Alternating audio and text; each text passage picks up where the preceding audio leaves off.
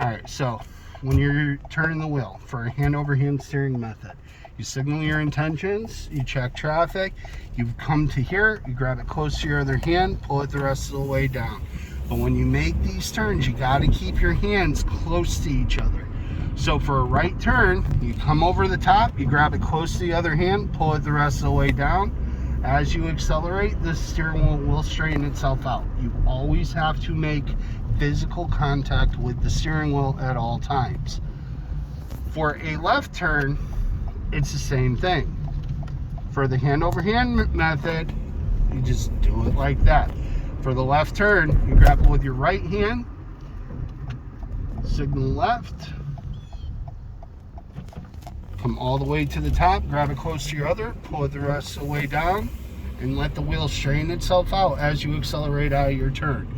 For a push-pull method, grab at the top, pull it to the bottom, push it to the top. So for that left turn again, hand over hand, grab at the top of the wheel, you pull it to the bottom, you grab at the bottom with your right hand, you push it the rest of the way to the top, and you can let it straighten itself out. Top, bottom, push it up. For a right turn like this, same thing, just the other way. Pull it down, push it up with your other hand. Pull it down, push it up with your other hand. Just when you turn, the one thing you absolutely do not want to do for a test is you do not want to palm your steering wheel. Do not palm your steering wheel if you expect to pass a driving test.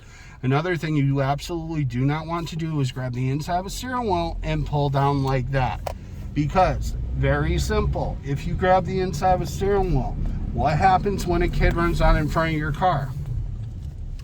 If you're turning, you cannot turn back the other direction, right? Your hand doesn't turn that way. That means you're going to have to switch hands, which is going to cost the quickest people in the world at a minimum of a half a second. But worse than that is if you grab the inside of a steering wheel and a car pulls on in front of you and you hit them, this airbag will deploy at 200 pounds of pressure in a tenth of a second. And the time it takes you to blink your eyes, that airbag is going to be fully inflated. So that's going to break your collarbone, it's going to break your shoulder, it's going to break your elbow, it's going to break your arm, it's going to break your wrist, it's going to break your hand, and then if you're unlucky, shove your hand up into your face. Can you say ouch? And that is also why you never put your feet on the dashboard of a car. If you put your feet on the dashboard of a car, the driver gets into an accident, that sends your feet up through the windshield, probably cutting your feet right off in the process, but definitely breaks every single bone in your foot, breaks your ankle, breaks your shin, breaks your knee, tears all the ligamentation in your knee as it shoves your knee back up towards your chest, or worst case scenario, because when you have your feet on the dashboard, you're probably scooched down in the seat too, right? That means now instead of shoving your knees into your chest, it shoves your knees into your face. That will literally break your face. That will also knock your hip bones out of your socket, break your bones. It will do a lot of damage. Respect the airbags. You can stop it.